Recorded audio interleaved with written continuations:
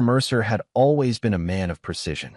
Standing at 6'2" with steel-gray eyes that rarely betrayed emotion, he'd built his construction empire from nothing but raw determination and calculated risk. His specialty was glass, massive architectural installations that defied engineering limitations.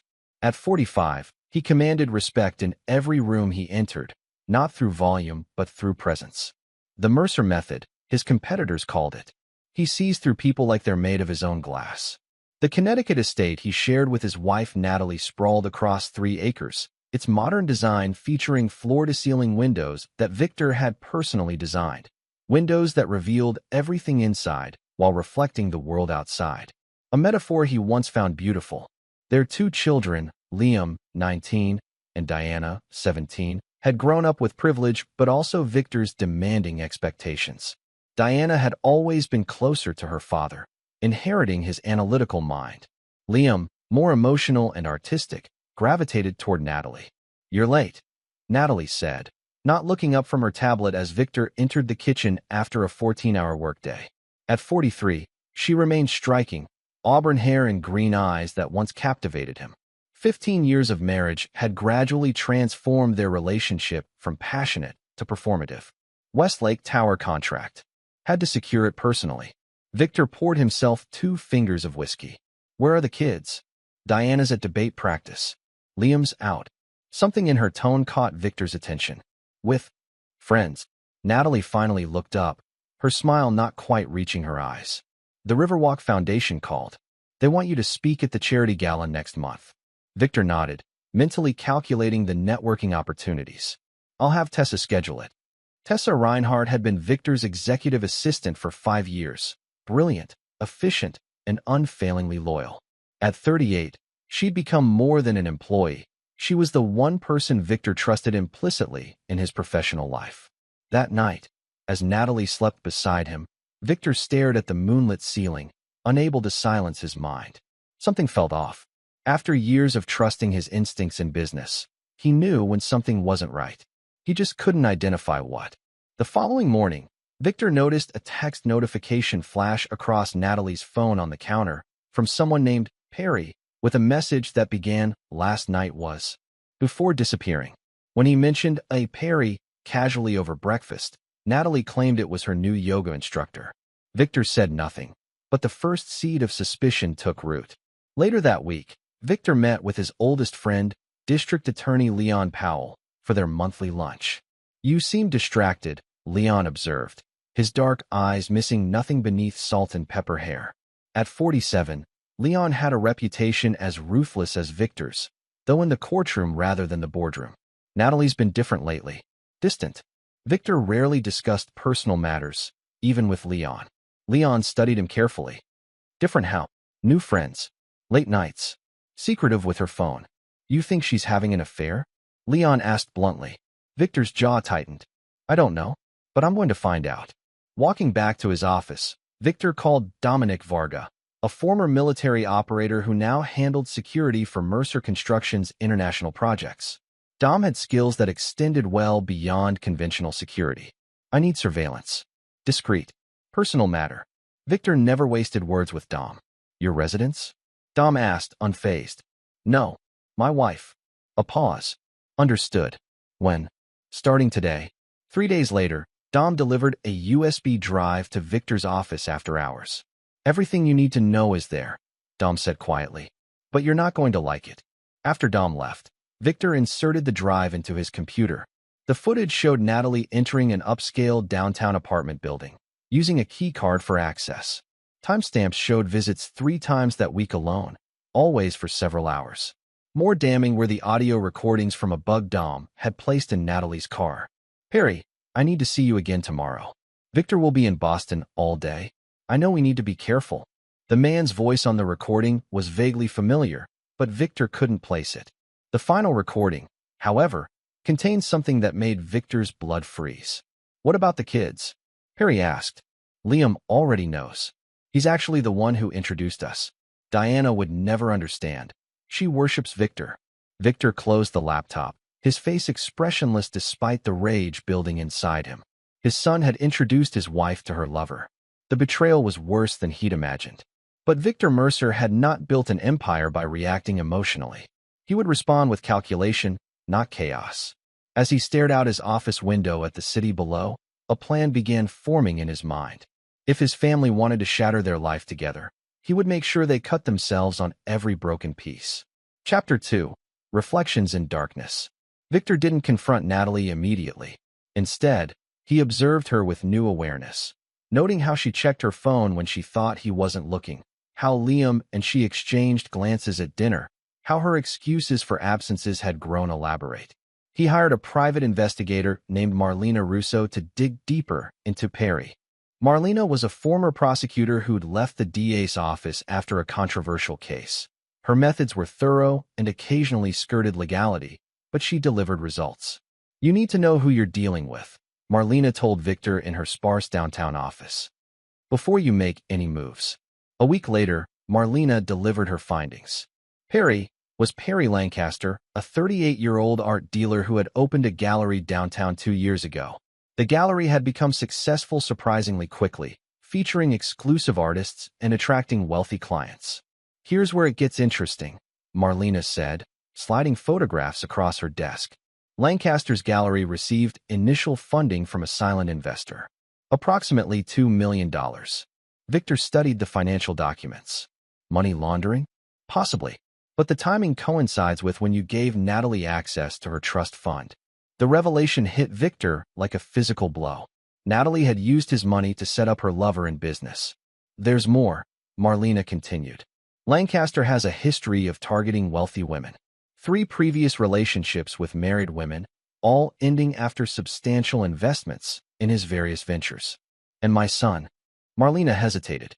"Liam has been working at the gallery part-time for about 8 months. Lancaster is apparently mentoring him in art appreciation and business."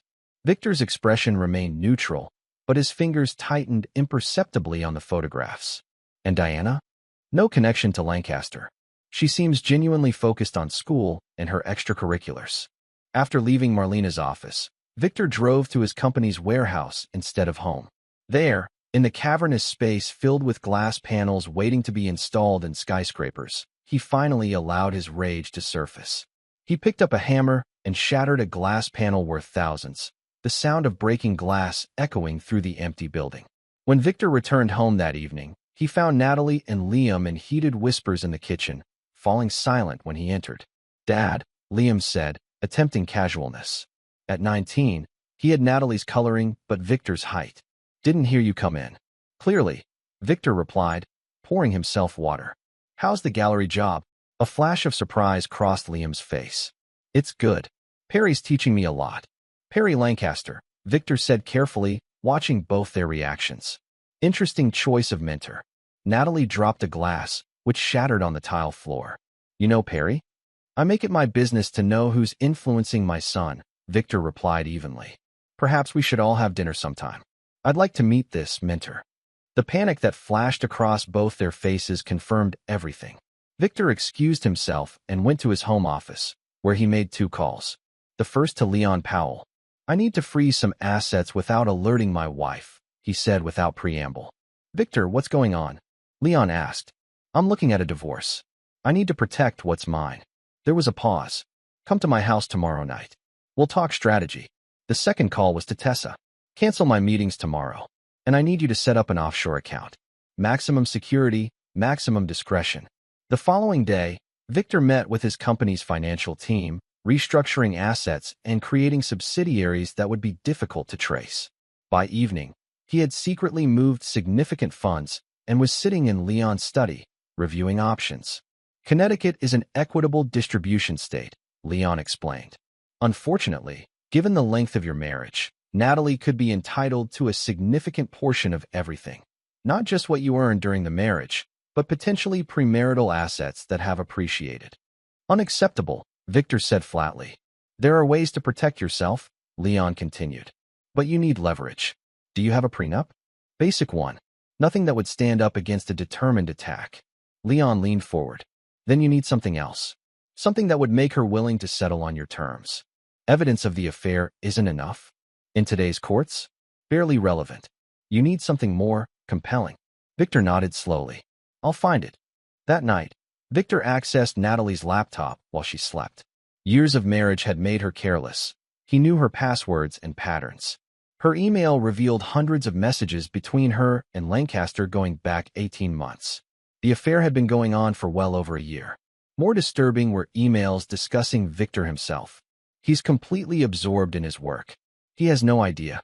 Even if he found out, what could he do? His precious reputation means everything to him. He'd never risk a messy public divorce. And later, the plan is perfect. Another year of building the gallery's reputation with his money, then we can make our move. With what I'm entitled to in the divorce, plus what we've already moved, we'll have everything we need. Then, most damning of all, an email from 3 months ago. Liam's fully on board. He resents Victor so much for all those years of emotional distance. He's happy to help us. Diana remains the wild card. We need to work on her or keep her in the dark. Victor felt a cold clarity descend over him. This wasn't just an affair. This was a coordinated attack on everything he'd built. His wife, her lover, and his own son were conspiring to take what was his. He copied everything to a secure drive, then carefully restored the laptop to its original state. Back in his office, he stared at the family photo on his desk. Natalie, Liam, Diana, and himself on a boat last summer, all smiling. All false. Victor opened his desk drawer and removed the photo from its frame, methodically tearing it into pieces except for the portion showing Diana. That, he carefully preserved and placed in his wallet. Let the game begin, he whispered to the empty room. Chapter 3. The Architect of Vengeance. Victor's plan required patience. For the next month, he maintained the appearance of normalcy while meticulously assembling the pieces of his counterattack. He continued his routine of long work hours, giving Natalie and Liam the illusion that nothing had changed. Meanwhile, he cultivated a relationship with his daughter, the only family member who hadn't betrayed him. They began having weekly lunches, something Victor had never prioritized before. You seem different lately, Dad, Diana said during one such lunch. With her dark hair and analytical mind, she reminded Victor of himself at that age. Different how? He asked, genuinely curious about her perception. More present. She hesitated. Is everything okay with you and Mom? Victor studied his daughter carefully. Why do you ask? Diana looked uncomfortable. I overheard Liam on the phone. Something about you being distracted by work and it being perfect timing for something. Victor nodded slowly, maintaining his composure. Diana, I'm going to ask you something important, and I need the truth. Have you met someone named Perry Lancaster? Her brow furrowed. The guy who owns the gallery where Liam works? Once or twice when I picked Liam up. What? What did you think of him? Diana shrugged.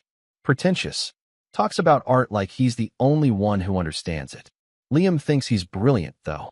Victor reached across the table and took his daughter's hand, a rare gesture of affection. Diana, things at home might become difficult soon. I need you to trust me, even when it seems like I'm being harsh.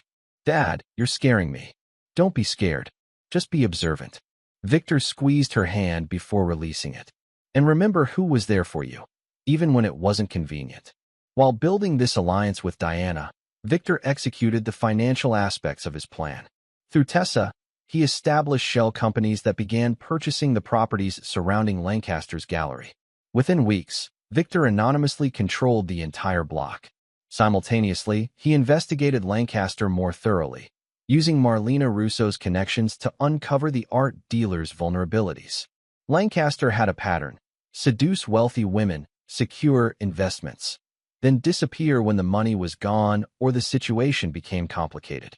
He's smart, Marlena reported. No criminal record. Women rarely report what happened, too embarrassing. But I found something potentially useful. His last target, before your wife, was Barbara Holloway. Victor recognized the name immediately. Judge Holloway's wife. Marlena nodded. Exactly. Judge Wesley Holloway, who happens to sit on the family court bench. Lancaster ended things when Barbara wanted to leave her husband. Judge Holloway never knew about the affair. Find Barbara Holloway, Victor instructed. I need to speak with her. 2 days later, Victor met Barbara Holloway at a discreet restaurant outside the city. At 52, she remained elegant, though her eyes held a wariness that came from experience. I'm not proud of what happened, she said after Victor explained why he wanted to meet. Perry is convincing. He makes you feel like the most fascinating person alive. Did he ask you for money? Barbara laughed bitterly. Not directly. There were always opportunities, artists who needed backing, rare pieces he could acquire at a discount.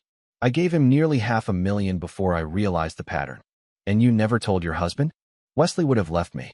And frankly, I was embarrassed, a woman my age, falling for someone like Perry. She studied Victor. Your wife is younger. Pretty. What's her vulnerability that Perry exploited? Victor considered this. Natalie has always felt overshadowed by my success, my focus on work. Barbara nodded. Perry finds the crack and widens it until the foundation crumbles. After their meeting, Victor approached the other crucial element of his plan, the divorce proceedings themselves. He met with Vance Kendall, reputed as the most ruthless divorce attorney in the state. Vance, a hawk-faced man in his 60s, reviewed the evidence Victor had compiled. You've been thorough, but judges don't care much about infidelity these days. I'm not interested in her affair, Victor replied. I'm interested in the conspiracy to defraud me of my assets. Vance leaned forward. That's different. If we can prove your wife and Lancaster plan to exploit your marriage for financial gain, with your son as an accomplice, that could significantly impact the distribution of assets. And if Judge Holloway happens to be assigned to our case? A slow smile spread across Vance's face. Then we have additional leverage. By the time Victor initiated divorce proceedings, every aspect of his plan was in place. The documents were delivered to Natalie while Victor was on a business trip. Her frantic call came within hours. Victor, what is this? Divorce papers? We need to talk about this. We'll talk when I return, he replied calmly. Until then, you might want to find an attorney. Is this about Perry? Victor, it's not what you think. It's exactly what I think, Natalie. It's exactly what you plan with him and Liam.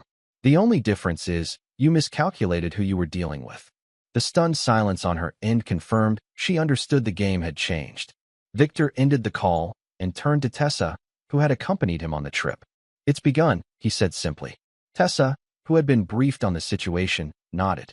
The construction crews are ready to start work around Lancaster's gallery tomorrow. Complete street closures, as you requested. Victor nodded.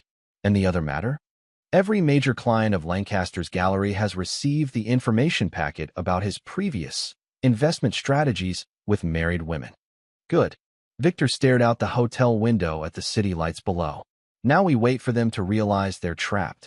The architect of glass had designed his revenge, and like all his creations, it was both beautiful and dangerous, allowing him to see everything while his opponents saw only what he wanted them to see. The foundation was laid, the structure rising, and unlike glass, Victor Mercer would not break. Chapter 4, Shifting Sands. Natalie hired Patricia Whitcomb, a divorce attorney with a reputation for securing massive settlements for wronged wives. Known as the Barracuda, Patricia had made a career of dismantling the fortunes of wealthy men who strayed. Mrs. Mercer, Patricia said during their first meeting, her silver bob and designer suit projecting calculated competence. Connecticut's equitable distribution laws are on our side. Given the length of your marriage and your contributions as a homemaker, we should aim for 50% of all assets. Natalie leaned forward, her face tense. There's a complication. Victor knows about Perry. Patricia waved dismissively. Infidelity rarely impacts financial settlements these days. We'll position you as a neglected wife who found emotional support elsewhere due to your husband's workaholic nature. Victor isn't like other men, Natalie warned. He doesn't get angry. He gets calculated. Every man thinks he's different. Patricia replied with practiced confidence. They all bleed the same in divorce court. Meanwhile, Perry Lancaster faced his own crisis.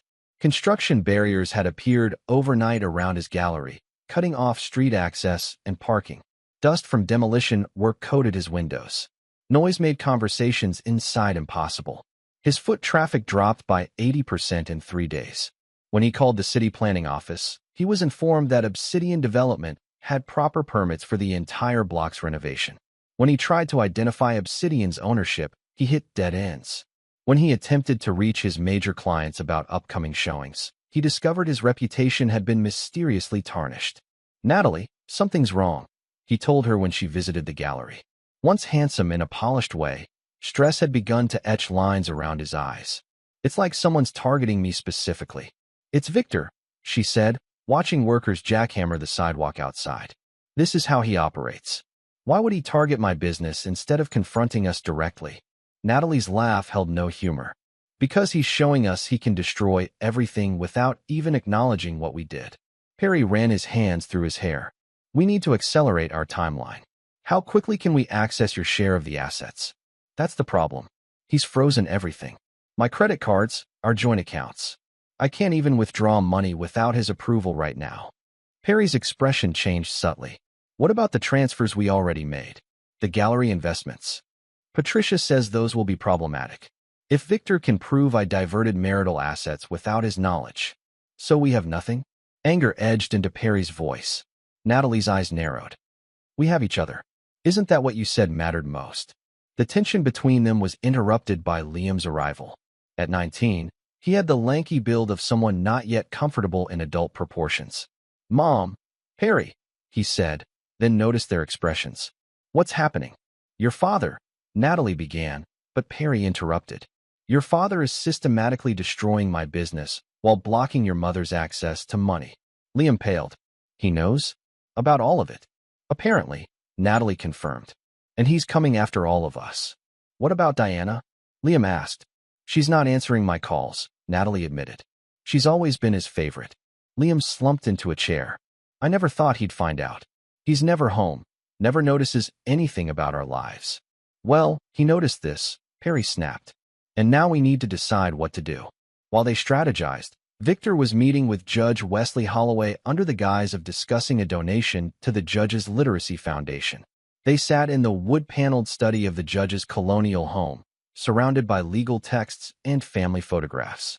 Your contribution is generous, Judge Holloway said, a dignified man in his late 50s with a reputation for ethical rigor. Our program will be able to expand to 3 additional schools. Education has always been important to me, Victor replied, much like the integrity of our legal system. The judge nodded, sensing a shift in the conversation. Indeed, without integrity, everything fails. That's why I wanted to meet privately, Victor continued. My divorce case has been filed. Given the sensitive nature of some elements, I wanted to ensure it was handled by someone with impeccable judgment. Judge Holloway's expression remained neutral. The court assigns cases randomly, Mr. Mercer. Of course.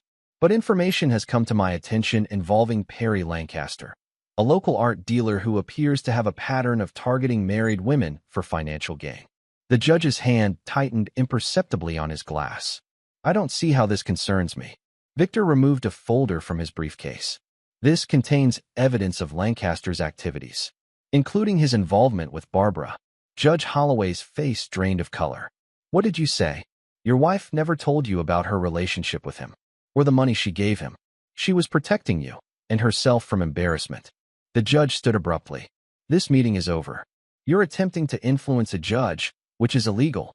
Victor remained seated. I'm not asking for favorable treatment, Judge Holloway. I'm asking for your recusal if my case comes before you. Due to this clear conflict of interest. Get out of my house. Victor rose calmly. The folder is yours to keep. Barbara doesn't know I've spoken to you. I thought you deserved to know the truth, one husband to another. As Victor drove away, he made a call to Tessa. Phase 2 begins tomorrow. Inform our sources at the local news outlets. The following morning, the city's business journal ran a feature on Perry Lancaster's gallery, highlighting its meteoric rise and questioning the source of its initial funding. The article mentioned Natalie Mercer as a significant patron and noted her pending divorce from construction magnate Victor Mercer. By afternoon, society blogs were speculating about connections between the divorce and Lancaster's suddenly troubled gallery. By evening, Natalie was receiving calls from friends expressing concern and seeking gossip. Diana called her father. Everyone at school is talking about Mom and some art dealer. Is it true? Yes, Victor answered simply. A pause. That's why you wanted to know if I'd met him. I needed to understand who was involved. Did Liam know?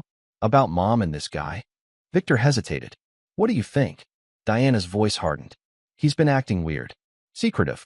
Making excuses for Mom. Another pause. He betrayed you too, didn't he? Diana, I don't want to put you in the middle. They already did that, she interrupted. By lying to both of us. After the call, Victor received an unexpected visit from Leon Powell at his office. The district attorney looked troubled. "You're making powerful enemies, Victor. Judge Holloway called me." Victor raised an eyebrow. "Did he? He claims you tried to blackmail him with information about his wife." "I simply provided information relevant to a potential conflict of interest." Leon shook his head. "This isn't like you, playing these games. What's your endgame here?" Victor stared out at the city. "They tried to take everything from me, Leon. Not just my wife. My son. My company. My legacy." He turned back to his friend. "I'm simply ensuring they understand the consequences. And if innocent people get hurt in the crossfire?" "There are no innocent people in this situation," Victor replied coldly. "Except perhaps Diana." The next development came swiftly. Judge Holloway announced his retirement, citing personal reasons. The news sent shockwaves through the legal community and guaranteed Victor's case would go to another judge. Meanwhile, the financial pressure on Natalie intensified. With accounts frozen and credit cards canceled, she was forced to borrow money from friends.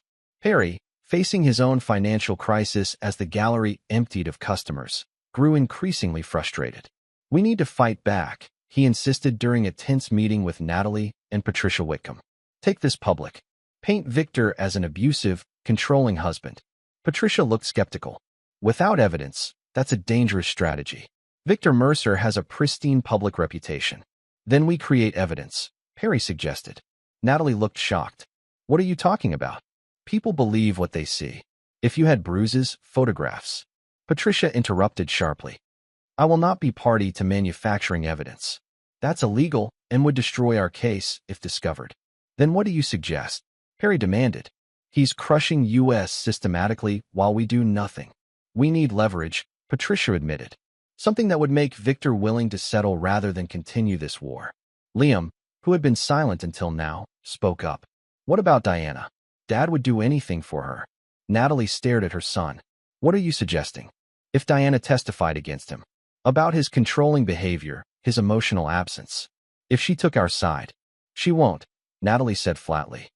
"She worships the ground he walks on." "She might," Liam insisted, "if she thought he'd done something unforgivable." The room fell silent as the implication hung in the air. "No," Natalie finally said. "I won't lie to my daughter." "Mom, we're fighting for our future here," Liam argued. "For everything we've planned." Perry placed a hand on Liam's shoulder. "Your mother's right. We need leverage, but not that kind." He turned to Patricia. "What about Victor's company? Could we claim partial ownership based on Natalie's support during its growth?" Patricia considered this. "Possibly. We could argue that Natalie's role as homemaker enabled Victor to build his empire. In equitable distribution, the court sometimes recognizes indirect contributions." "That's our angle," Perry decided. "Target the company. It's what he cares about most." What none of them realized was that Diana, concerned about her mother and brother, had begun recording their conversations. The latest recording, including the discussion about fabricating abuse claims and turning Diana against her father, was already in Victor's possession. As he listened to their desperate planning, Victor's expression remained impassive. But inside, his resolve hardened further. They had considered using his daughter as a weapon against him. There would be no mercy now. Chapter 5, Crucible of Deceit. The first court hearing in the Mercer divorce case was scheduled before Judge Amelia Fontaine, a no-nonsense jurist with 20 years on the bench. The courtroom was packed, partly with legitimate observers, partly with individuals hired by Victor to ensure the proceedings would be witnessed by many. Patricia Whitcomb launched an aggressive opening salvo, portraying Natalie as a devoted wife abandoned emotionally by her workaholic husband. Mrs. Mercer supported her husband's ambitions for 15 years, raising their children while he built his empire. Now that she's found emotional support elsewhere, he seeks to punish her by cutting off all financial resources. Vance Kindle, Victor's attorney, responded with measured precision. "This case isn't about infidelity or emotional abandonment. It's about conspiracy and fraud. We intend to prove that Mrs. Mercer, along with her paramour Perry Lancaster and the Mercer's son Liam, conspired to divert marital assets and defraud Mr. Mercer of his rightfully earned property." Judge Fontaine regarded both attorneys sternly. "Those are serious allegations, counselor. I assume you have evidence to support them?" "Substantial evidence, Your Honor," Vance confirmed. including communications between the involved parties detailing their plans. Natalie visibly paled, while Perry, seated in the gallery, clenched his jaw. Victor, at the defendant's table, maintained his characteristic stoicism. As the proceedings continued, Diana entered the courtroom, choosing a seat behind her father. Natalie's face brightened momentarily until Diana deliberately avoided her gaze. During a recess, Natalie approached her daughter. "Diana, please. You need to hear my side of this." "I've heard enough," Diana replied coldly. "From your own conversations with Perry and Liam." Natalie froze. "What are you talking about?" "I recorded you, planning to lie about Dad, discussing how to turn me against him." The blood drained from Natalie's face. "Diana, we were desperate. Your father is destroying us." "No," Diana corrected. "He's protecting himself from what you plan to do to him." She turned away, adding, "I gave the recordings to Dad." When court resumed, the battle intensified. Patricia requested temporary spousal support for Natalie, citing her inability to access funds. Mrs. Mercer diverted approximately $2 million of marital assets to fund Mr. Lancaster's gallery, Vance countered. "We submit that she has access to those funds if Mr. Lancaster would simply return them." Judge Fontaine turned to Natalie. "Is this allegation accurate, Mrs. Mercer?" Before Natalie could respond, Patricia intervened. "My client made investments from joint funds, which she was entitled to do as Mr. Mercer's spouse, without his knowledge or consent," Vance added. "The court grants temporary monthly support of $10,000, Judge Fontaine decided. Significantly less than requested, given the allegations of prior fund diversion. This amount covers reasonable living expenses only." It was a strategic loss Victor had anticipated, and one that furthered his larger plan by establishing a judicial acknowledgement of Natalie's suspicious financial activities. Outside the courthouse, reporters swarmed the parties. Victor declined comment, but Natalie, against Patricia's advice, spoke emotionally. "My husband is using his power and wealth to punish me for falling in love with someone else. He's trying to destroy Perry's business and turn my children against me." Her words, carefully edited, appeared on local news that evening, making her appear entitled rather than wronged. Meanwhile, Perry faced his own crisis. The gallery's landlord, now secretly owned by Victor through one of his shell companies, had doubled the rent and cited building code violations requiring immediate expensive repairs. "This is targeted harassment," Perry argued during a meeting with the property management company. "These violations weren't issues last month." The manager, following Victor's instructions, remained impassive. The building was recently inspected more thoroughly due to the nearby construction. "These violations must be addressed within 30 days, or we'll be forced to terminate your lease." Simultaneously, several artists whose work formed the backbone of Perry's gallery received anonymous information packets detailing his history with previous wealthy women investors. By week's end, 3 had withdrawn their collections. Perry's frustration boiled over during a late-night argument with Natalie at his apartment. "He's methodically destroying everything. And you still have access to your children, a support payment. What do I have?" He hurled a glass against the wall, shattering it. Natalie stepped back, seeing a side of Perry she hadn't witnessed before. "This isn't my fault. We couldn't have known Victor would react this way. You should have known. He's your husband of 15 years. Perry's handsome face contorted with rage. "You said he was oblivious, too caught up in work to notice anything." "I was wrong," Natalie admitted quietly. "Well, your mistake is costing me everything," Perry snapped.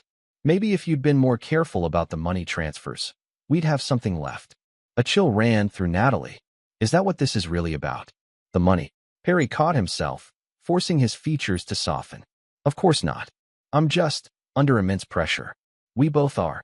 But something had changed between them. A crack had formed in their united front. Liam, meanwhile, found himself increasingly isolated. His friends from the university art program distanced themselves as rumors spread about his role in the scandalous divorce. Diana refused to speak to him, and his position at the gallery became meaningless as customers dwindled. He arranged to meet Victor at his office, neutral territory for a conversation long overdue. "Dad," Liam began, sitting stiffly across from Victor's imposing desk. "This has gone far enough." Victor regarded his son impassively. "Has it? You're destroying Mom. And Perry. And you don't even care how this affects me and Diana." Diana made her choice, Victor replied coolly. She chose truth over conspiracy. What choice did you make, Liam? Liam flushed. You were never there. For any of us. Mom was lonely. So lonely she needed $2 million to console her. Victor interrupted. Or was that your mentor's idea? Perry saw my potential when you never did. Liam shot back. He actually cared about my interests instead of trying to force me into your mold. And in return, you helped him seduce your mother and planned to take what I've built. Victor's voice remained steady, but his eyes hardened. Tell me, when did you become comfortable with betraying your own father? Liam stood abruptly. This is useless. I just came to ask you to be reasonable about the settlement. Let Mom have what she deserves so we can all move on. What she deserves, Victor repeated. And what do you think you deserve, Liam? Something in his father's tone made Liam pause at the door. What does that mean? It means actions have consequences. All actions. By everyone involved. Liam left shaken, sensing the implicit threat beneath his father's controlled exterior. The next development blindsided Natalie and her team. An anonymous source provided financial journalists with documents showing that Perry Lancaster had followed an identical pattern with 3 previous women, all wealthy, all married, all who had invested in his various ventures before the relationships mysteriously ended. When confronted by Patricia about this history, Perry claimed the situations were different. Those were business arrangements that evolved into brief, personal relationships. What Natalie and I have is real. Patricia wasn't convinced. The pattern is damaging, Mr. Lancaster. It suggests you target wealthy married women specifically for financial gain. That's absurd, Perry insisted, though his confidence had visibly eroded. The tension between Perry and Natalie escalated as the financial and public pressure mounted.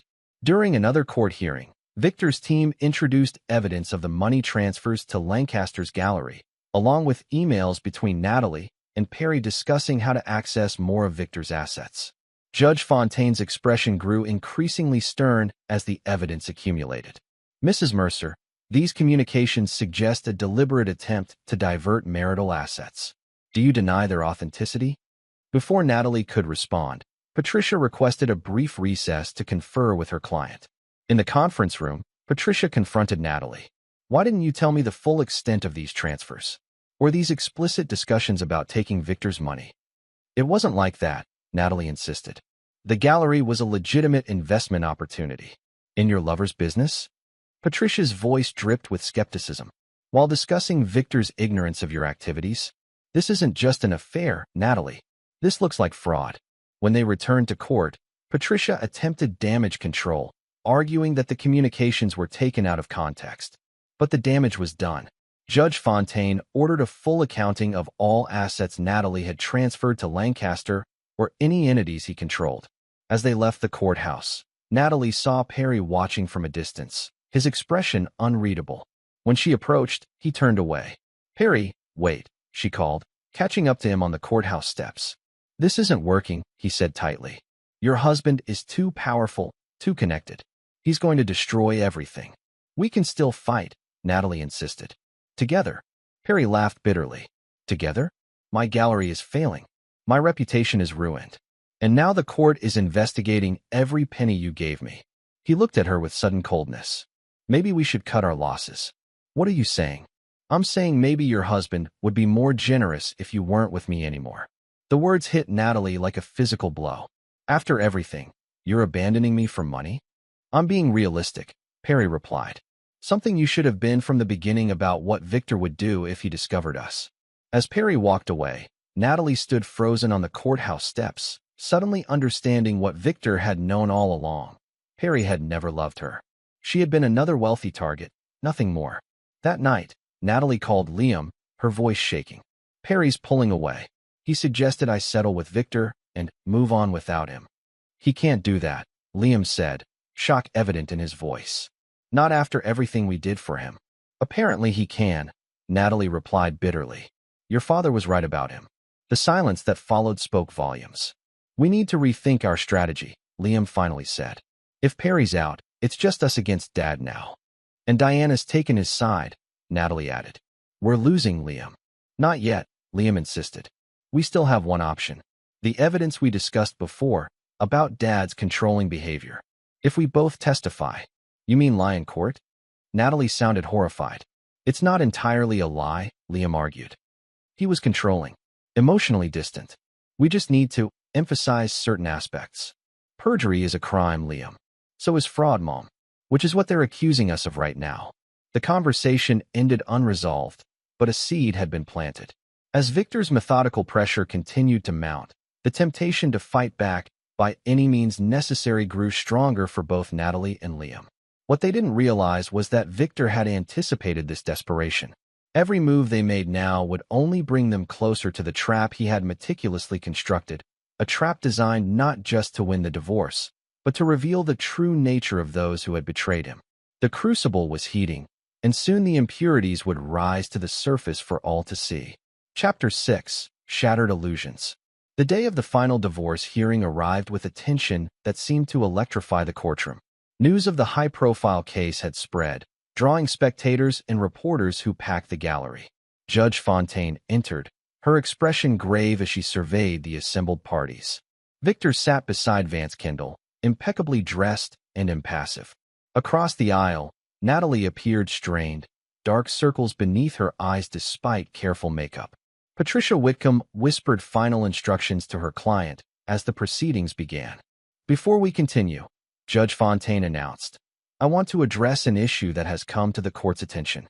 There have been allegations of potential witness tampering and preparation of false testimony.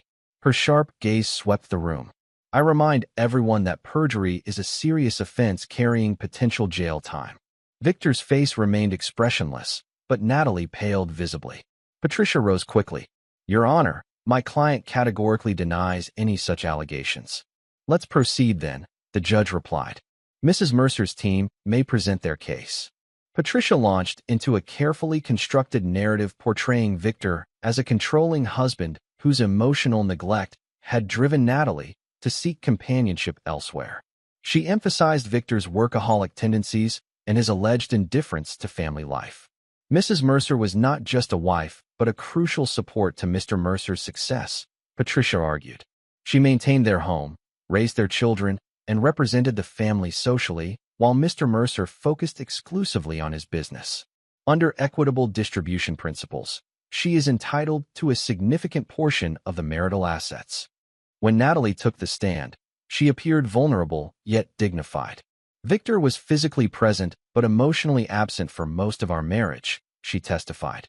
Business always came first. The children and I were afterthoughts. And how did this affect your marriage? Patricia asked. I became desperately lonely, Natalie replied, her voice catching.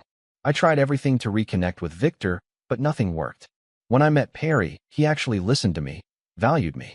During cross-examination, Vance approached with calculated calm. Mrs. Mercer, would you describe yourself as financially sophisticated? Natalie hesitated. I understand basic finances. Yet you managed to transfer approximately $2 million from various accounts to Mr. Lancaster's gallery over 18 months, Vance noted. That suggests more than basic understanding. Those were investments, Natalie insisted. The gallery was a legitimate business opportunity. An opportunity you never discussed with your husband? Victor wasn't interested in art. Vance smiled thinly. Mrs. Mercer, I'd like to enter into evidence emails between you and Mr. Lancaster discussing, and I quote, how to move funds without Victor noticing. He placed the documents before her. Do legitimate investments typically require secrecy from one spouse? As Natalie struggled to explain, Liam watched from the gallery, tension evident in every line of his body. Diana sat on the opposite side, deliberately separated from her brother. Next, Patricia called Perry Lancaster to testify about his relationship with Natalie. His usual confidence appeared diminished as he took the stand, aware of the hostile scrutiny from Victor's side. Mr. Lancaster, Patricia began, please describe how your relationship with Mrs. Mercer developed. Perry crafted his answer carefully. We met at a gallery event. Natalie showed genuine interest in art, something she said was missing from her home life. Our relationship evolved naturally from shared interests. And the investments she made in your gallery? Those were legitimate business transactions, Perry insisted. The gallery has been successful, and the investments will show returns over time. When Vance cross-examined Lancaster, his approach was ruthless. Mr. Lancaster, Is Natalie Mercer the first wealthy married woman who has invested in your ventures? Perry stiffened. No. In fact, you have a pattern of developing relationships with affluent married women who subsequently invest in your businesses, do you not? I move in circles where successful people appreciate art, Perry countered. Some choose to invest. Vance produced documentation of Lancaster's previous relationships and the subsequent investments. Interesting that these investments occurred during intimate relationships and that the relationships ended shortly after the funds were secured. Perry's composed facade began to crack. Each situation was different. Yet the pattern remains remarkably consistent, Vance observed. Including your current relationship with Mrs. Mercer, which evidence suggests was planned specifically to access my client's wealth. By the time Liam took the stand as the final witness for Natalie's side, the momentum had clearly shifted. Still, he delivered his rehearsed testimony with apparent conviction. My father was always distant, Liam stated. He criticized my interest in art, pressured me to join his business. Mom was the one who supported my actual passions. Would you characterize your father as controlling? Patricia asked. Absolutely, Liam answered without hesitation. Everything had to be his way. He monitored our spending, questioned our decisions. It was like living under constant surveillance. Vance's cross-examination began unexpectedly gently. Liam, would you say you resent your father? Liam frowned. I wouldn't put it that way. Yet in emails to your mother and Mr. Lancaster, you wrote, and I quote, Dad doesn't deserve what he has. He cares more about his precious company than any of us. Vance paused.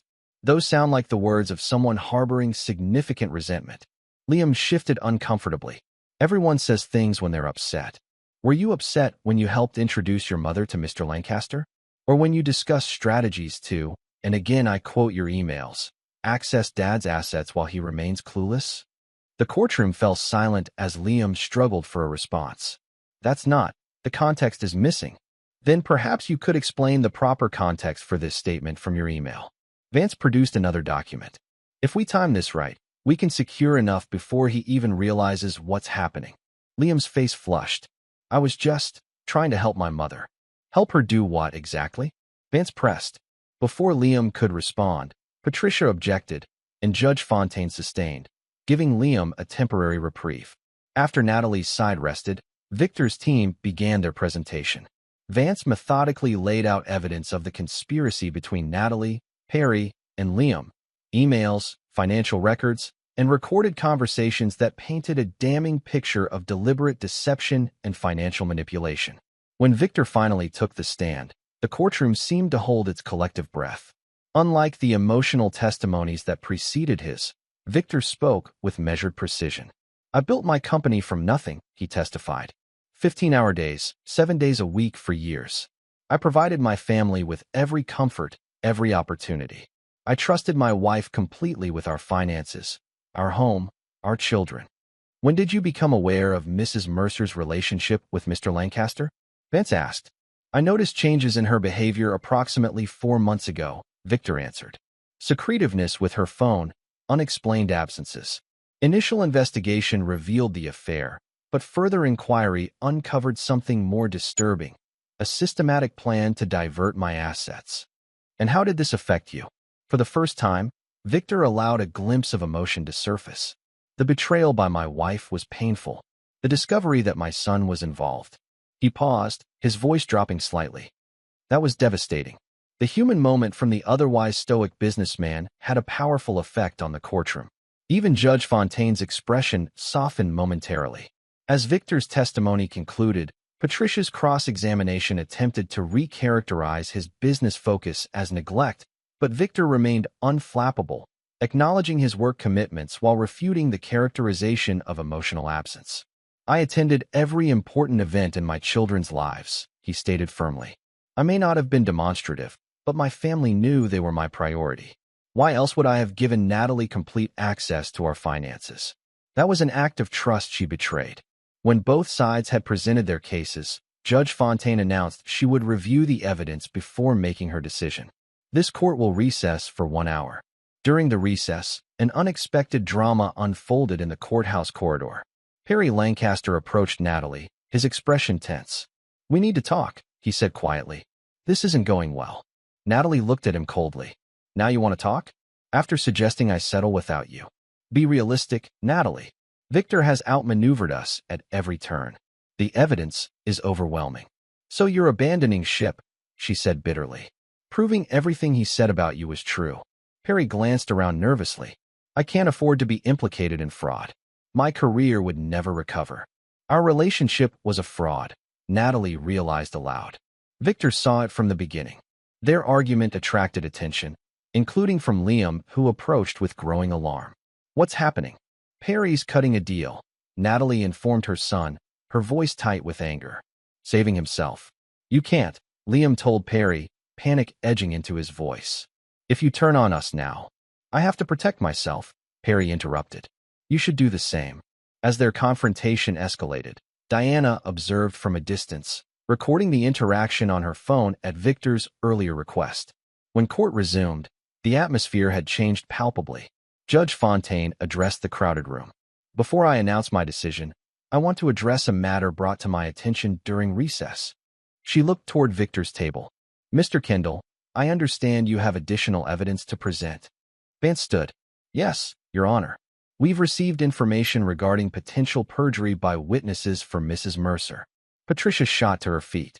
Objection. This is highly irregular, Your Honor. I'll hear the evidence before ruling on its admissibility, Judge Fontaine decided. Proceed, Mr. Kendall. Your Honor, we have reason to believe Mrs. Mercer and her son coordinated false testimony regarding Mr. Mercer's behavior. Additionally, new evidence suggests Mr. Lancaster has already begun distancing himself from Mrs. Mercer now that the financial scheme appears to be failing. Murmurs rippled through the courtroom as Vance continued. We request permission to present this new evidence before Your Honor makes her decision. Judge Fontaine considered the request. I'll allow it. What followed was the moment Victor had meticulously engineered. Vance presented recordings of conversations between Natalie, Perry, and Liam discussing the fabrication of testimony about Victor's controlling behavior. He submitted the recent video Diana had captured showing Perry attempting to separate himself from the others. Most damning was a recording from the previous evening of Liam coaching Natalie on specific false claims to make during testimony. Just say he monitored your spending obsessively, Liam's voice echoed through the courtroom, and that he isolated you from friends who didn't meet his standards. But that wasn't true, Natalie had objected. It doesn't matter, Liam had replied. It's what the judge needs to hear. The courtroom fell completely silent as the recording ended. Natalie's face had gone ashen. Liam stared at the floor. Perry Lancaster had shrunk in his seat, visibly trying to distance himself from the proceedings. Judge Fontaine's expression had transformed to one of barely contained fury.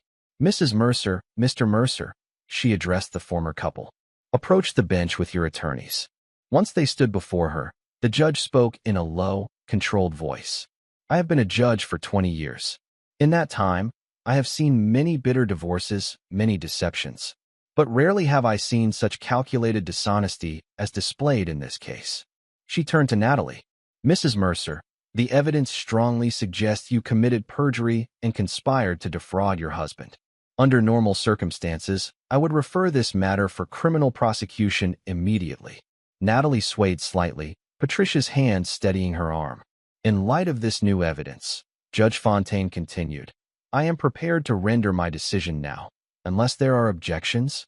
Both attorneys indicated they were ready to proceed. Returning to her seat, Judge Fontaine addressed the full courtroom.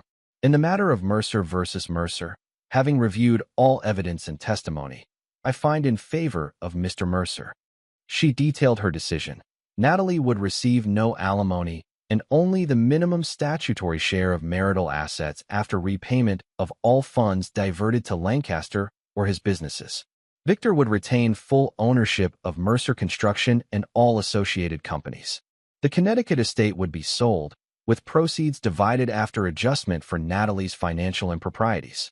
Finally, Judge Fontaine concluded, I am referring evidence of potential perjury and conspiracy to the district attorney's office for review and possible criminal charges. As the judge's gavel fell, finalizing the decision, Natalie collapsed into her chair. Perry Lancaster slipped from the courtroom, avoiding reporters. Liam sat frozen, the magnitude of what had transpired slowly sinking in. Victor stood calmly, shaking Vance's hand before turning to exit. As he passed Diana in the gallery, he placed a gentle hand on her shoulder, the only display of emotion he allowed himself. The courtroom began to empty when suddenly a commotion erupted near the doors. A courier entered, approaching the judge's bench with an envelope.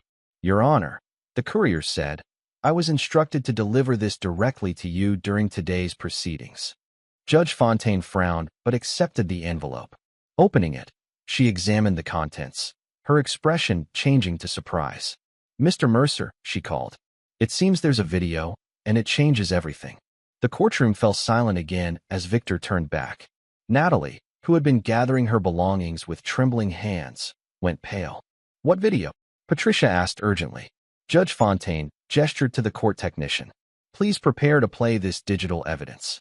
As the technician worked to connect the provided drive, Victor returned to his table, his expression giving away nothing.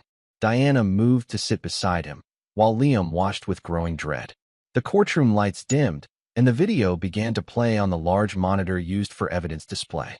It showed Perry Lancaster in his gallery after hours, meeting with a man whose face was initially obscured.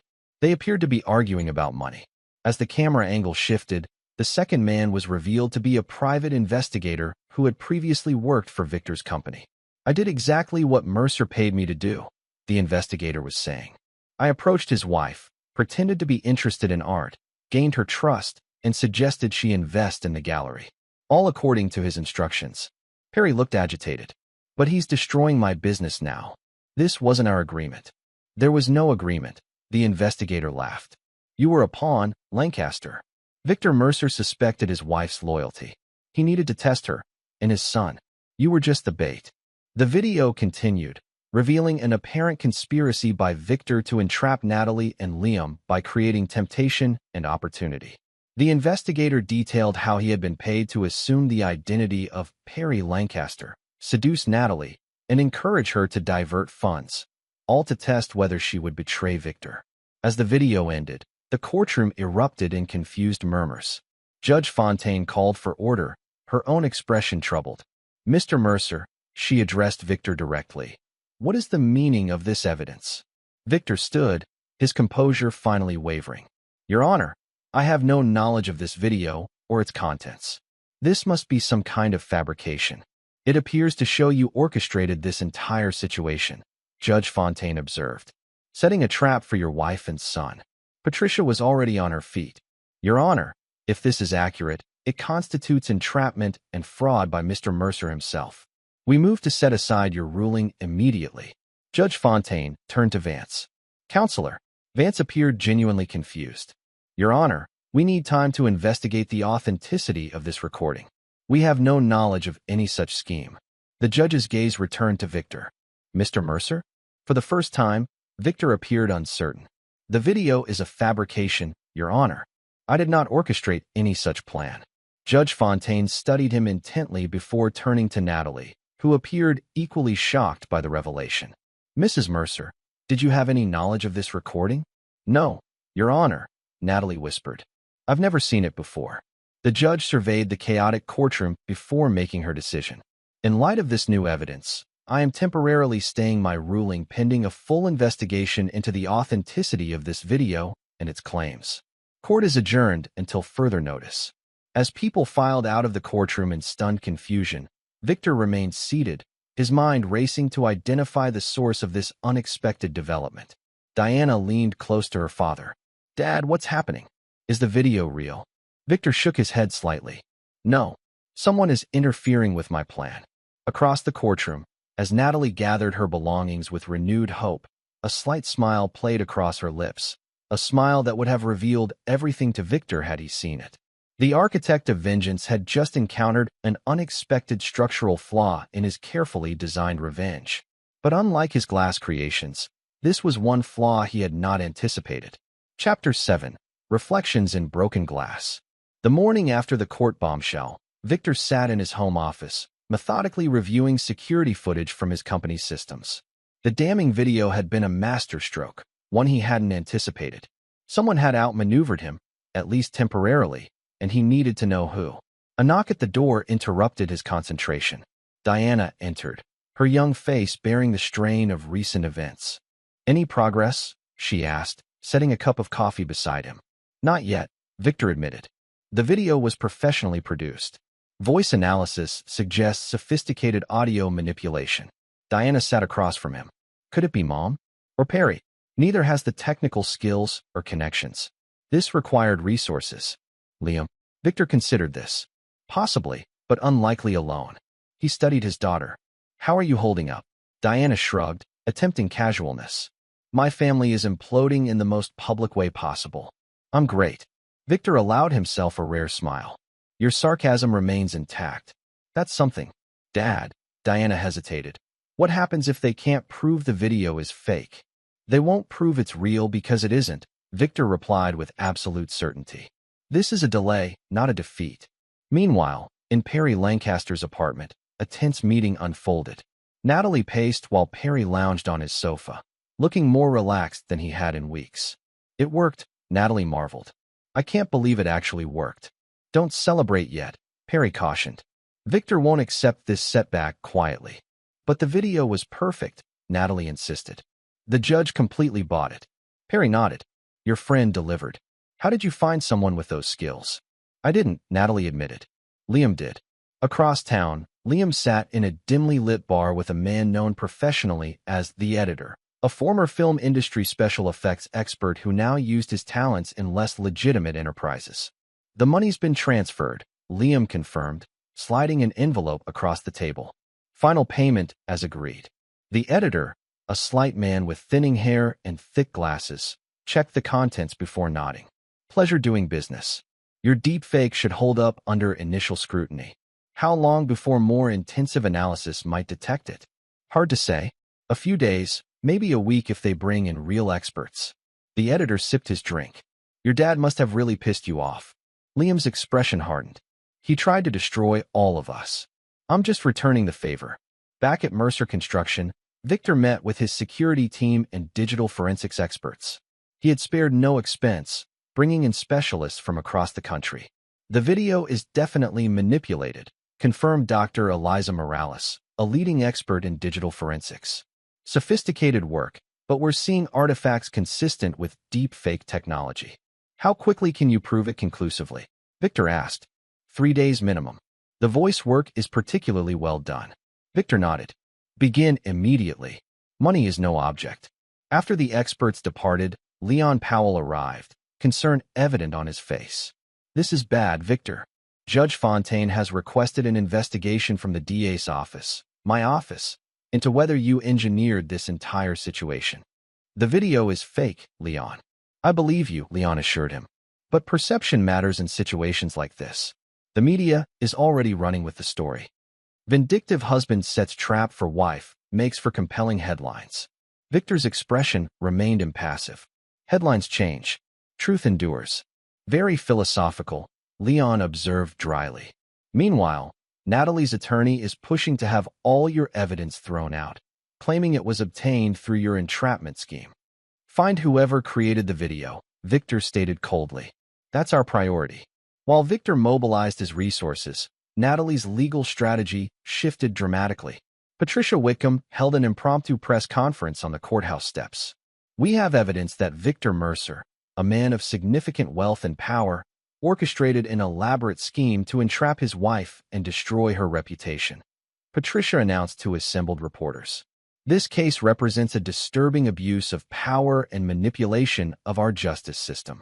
The coverage spread rapidly, creating precisely the public relations nightmare Victor had always avoided. His company's stock dropped 7% by market close. That evening, Victor received an unexpected call from Barbara Holloway. "I've seen the news," she said without preamble. "This video they're talking about, it's not real, is it?" "No," Victor confirmed. "But someone wants the world to think it is." "Wesley is devastated," Barbara continued, referring to her husband, the recently retired judge. "The media is suggesting you manipulated him too, using information about Perry and me." "I never intended for that information to become public," Victor assured her. Barbara's voice hardened. "Yet here we are. Wesley's reputation is being questioned because of his connection to your case." After the call ended, Victor stared out at the city lights, recognizing that the damage was spreading beyond his immediate circle. The elegant revenge he had designed was generating unintended casualties. The following day brought another unwelcome development. Perry Lancaster called a press conference of his own, presenting himself as an unwitting victim. "I entered into a relationship with Natalie Mercer in good faith," he told the cameras with practiced sincerity. "I had no idea I was being used as part of Victor Mercer's cruel test of his wife's loyalty. My gallery, my reputation, my livelihood have all been damaged by Mr. Mercer's vindictive actions." The performance was compelling, generating additional sympathy for Natalie's side. Victor watched the coverage from his office, his expression unreadable as Tessa entered with more news. "Sir, several major clients have requested meetings to discuss their contracts," she reported. "The publicity is making them nervous." For the first time, Victor's carefully constructed vengeance showed signs of potentially backfiring on him professionally. The empire he had built, which had given him the power to execute his revenge, now appeared vulnerable to the very same dynamics. That night, Victor received another unexpected visitor. Liam appeared at his door, seeming both defiant and apprehensive. "We need to talk," Liam said, stepping past his father into the house without waiting for an invitation. "About the video you helped create?" Victor asked calmly, closing the door. Liam froze momentarily before recovering. "I don't know what you're talking about." "Digital forensics has advanced considerably," Victor noted, leading the way to his study. "We've identified markers consistent with manipulation. Tracing the source is merely a matter of time." Liam's confidence visibly wavered. "You can't prove anything. I don't need to prove it to know it." Victor studied his son. "Why are you here, Liam?" After a moment of internal struggle, Liam spoke. "To offer a truce. This is getting out of hand. Mom's reputation, your company, my future, everything's being destroyed." "Interesting that you're concerned now," Victor observed. "Not when you helped your mother divert funds. Not when you conspired with Lancaster. Only when your countermove threatens to fail." "People make mistakes," Liam argued. "Mom, me, we never meant for things to go this far." "There was nothing accidental about your actions," Victor corrected him. "You made deliberate choices, repeatedly, over an extended period. And your response has been proportionate." Liam challenged. "Destroying Perry's gallery? Freezing Mom's access to money? Publicly humiliating all of us." "Actions have consequences," Victor stated, unmoved. "A principle you're now discovering firsthand." Liam's expression hardened. "Then we'll all go down together. The fake video may not hold up forever, but the damage to your reputation, your company, will last. Is that what you want?" Victor regarded his son dispassionately. "What I want is irrelevant. What matters is what happens next. And what happens next is that I will dismantle this pathetic attempt at manipulation just as methodically as I exposed the original conspiracy." "There's still time to stop this," Liam insisted. "A reasonable settlement, a private resolution. That opportunity existed before you decided to fabricate evidence and present it in court," Victor replied. "Now we proceed to the end." After Liam departed, Victor called his forensics team for an update. They had made progress, identifying digital artifacts that conclusively proved manipulation. By morning, they expected to have a complete breakdown of how the video had been created. While Victor's team worked through the night, Natalie, Perry, and Liam met to discuss their increasingly precarious position. "The video won't hold up much longer," Liam admitted. "Dad's brought in experts." "How long do we have?" Natalie asked. "Days, maybe less." Perry paced nervously. "We need to leverage the current public sympathy while we have it. Push for a quick settlement before the video is discredited." "Victor won't settle," Natalie said with certainty. "Not now." "Then we need something else," Perry insisted. "Another angle." Liam looked thoughtful. "There might be one option left. Diana. She's completely on his side," Natalie objected. "Because she believes he's the victim," Liam countered. "But if we could convince her otherwise, show her evidence of how controlling he really was." "What evidence?" Natalie asked. "We tried that approach already." Liam hesitated. "There are ways to create compelling evidence." "Another fake?" Perry asked incredulously. "After the first one is about to be exposed?" "Not a fake," Liam clarified. "A reinterpretation of real events. Diana wasn't aware of a lot that happened in the marriage. If she heard certain conversations with the right context." Natalie looked uneasy. "You want to manipulate Diana now?" "I want to show her the truth," Liam insisted. Or at least, a version of it that might make her question her loyalty to Dad.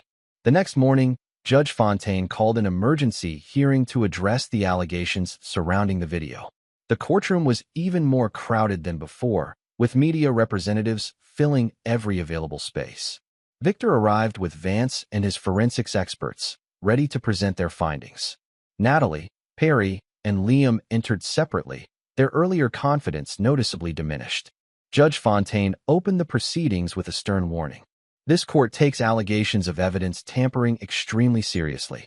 If the video in question proves to be falsified, those responsible will face significant consequences.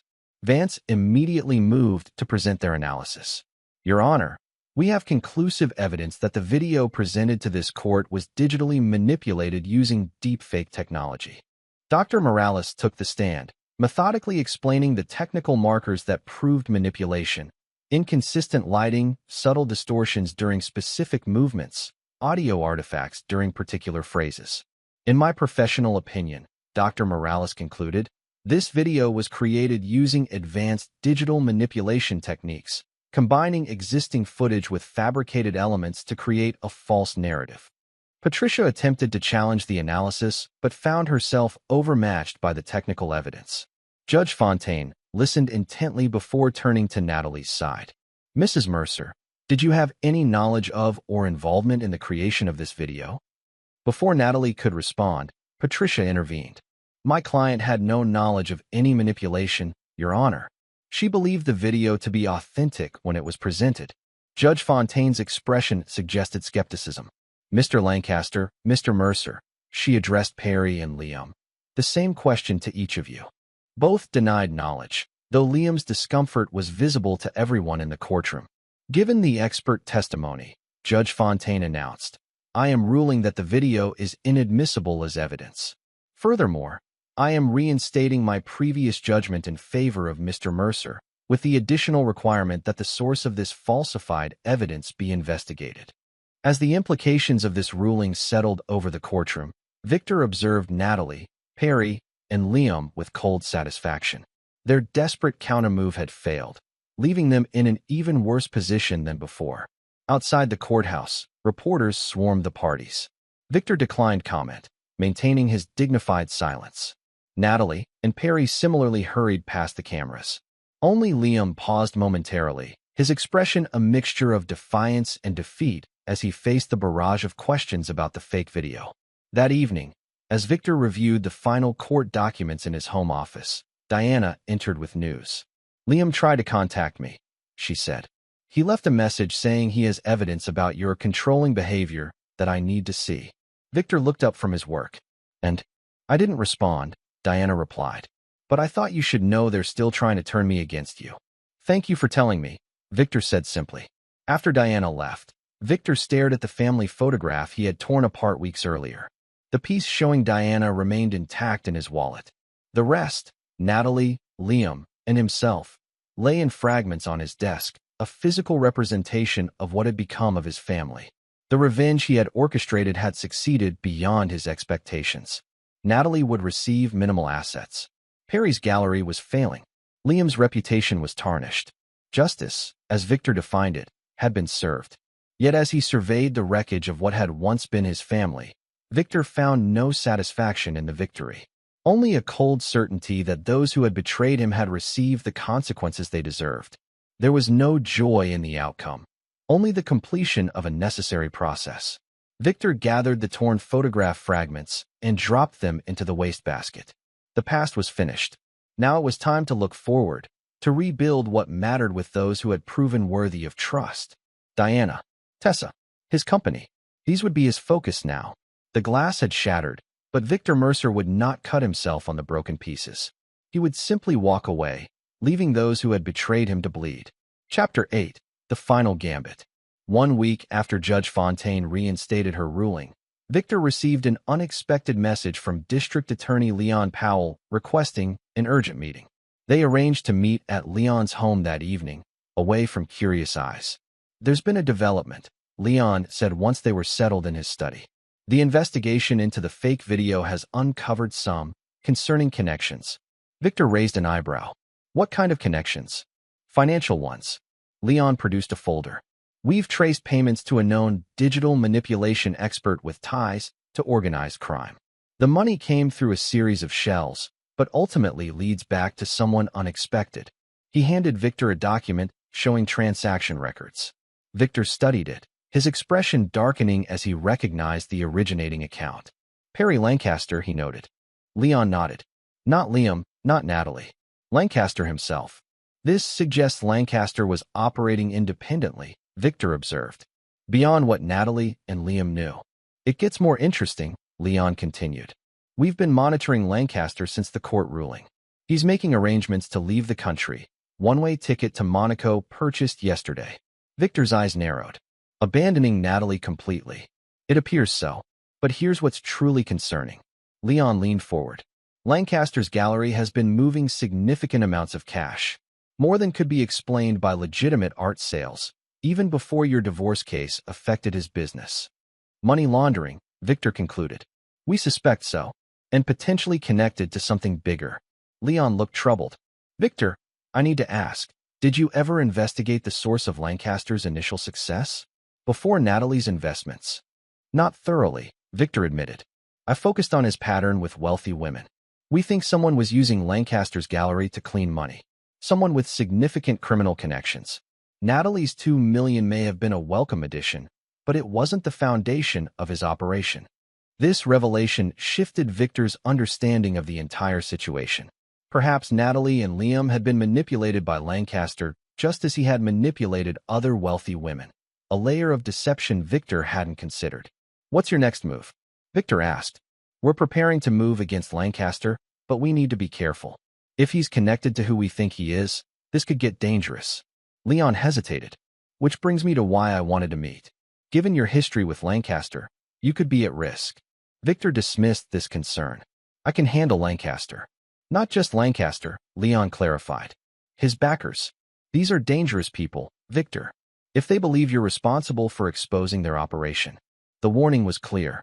Victor's methodical dismantling of Lancaster's gallery and reputation may have inadvertently threatened a criminal enterprise, placing him, and potentially Diana, in danger.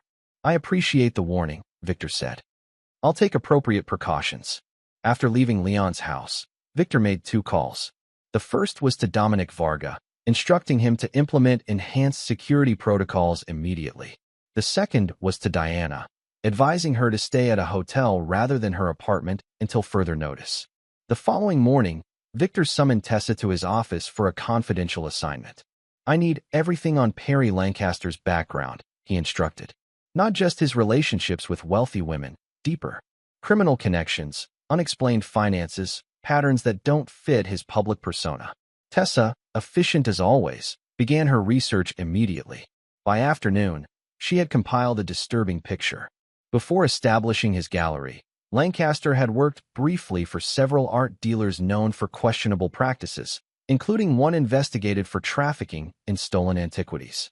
More significantly, Lancaster's gallery had received its initial investment from a holding company connected to Raymond Salvatore, a real estate developer with suspected ties to organized crime. Salvatore uses legitimate businesses to clean money from less legitimate operations, Tessa explained, presenting her findings. The art world is perfect for this. Subjective values, cash transactions, international movements with minimal scrutiny. Victor considered this information carefully. And Lancaster is planning to leave the country tomorrow. First-class ticket to Nice, then presumably to Monaco, Tessa confirmed. No extradition treaty. He's running, Victor concluded. But not just from the divorce fallout. From whatever criminal arrangement is collapsing around him. This new perspective prompted Victor to reconsider Natalie's involvement. Had she been a willing participant in Lancaster's criminal activities, or merely another victim of his manipulation? The answer held no practical importance for Victor. Her betrayal remained unforgivable regardless, but it provided context for what happened next. That evening, as Victor worked late at his office, the security system alerted him to an unauthorized entry. Surveillance cameras showed 2 men in maintenance uniforms bypassing the regular security check. Victor immediately contacted Dominic, who was overseeing security remotely. 2 intruders, service elevator, Heading to executive floor, Dominic reported. Police notified, but they're at least 8 minutes out. Identity: unknown, but they're armed. You need to evacuate immediately. Victor calmly saved his work and powered down his computer. Have the car waiting at the emergency exit. As he moved toward the private stairwell, Victor heard the elevator arrive at his floor. He increased his pace, maintaining his composure even as the sound of footsteps echoed through the corridor behind him. The first shot shattered the glass wall beside him, sending shards flying across the polished floor.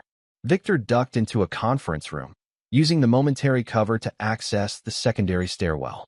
Descending rapidly, he heard the door above him crash open.